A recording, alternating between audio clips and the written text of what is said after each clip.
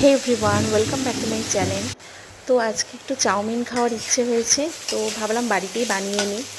তো এখানে আলু আর পেঁয়াজ আর কাঁচা লঙ্কাটা ভাজা ভাজা করছি, আর চাউমিনটাও সেদ্ধ করে নিয়েছি। খুব সুন্দরভাবে এটা সেদ্ধ হয়েছে।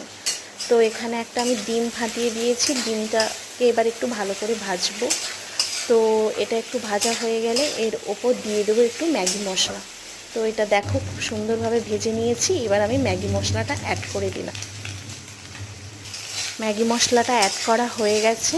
এবার আমি এটাকে খুব সুন্দরভাবে একটু ভেজে নেব। এরপর আমি চাউমিনটা ঢেলে দেব।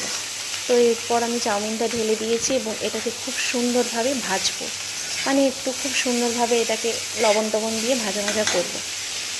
তো এটা প্রায় আমার হয়ে এসছে, আর দেখতে খুব সুন্দর লাগছে, কালারটা আরও ভালো লাগছে। এতে আজকে আমি কোনো ভেজিটেবল অ্যাড করিনি, কারণ কি ভালো লাগছিল না সব সময় তো ভাবলাম আজকে একটু এমনি করি, প্লেন করি। সব সময় সবজি দিয়ে বা ভেজিটেবল দিয়ে ভালো লাগে না। তো আমার চাউমিনটা ফাইনালি রেডি হয়ে গেছে। তো এটার উপর আমি কুচানো একটু পেঁয়াজ দিয়ে দেব। শসাটা এই মুহূর্তে আমার কাছে নেই, আর ওপর থেকে একটু আমি সস ছড়িয়ে নেব। তো আমার চাউমিনটা রেডি হয়ে গেছে। তো এবার আমি সবাইকে দিয়ে দেবো। তো চলো, আজকের মতো ভিডিওটা এই পর্যন্ত। টাটা।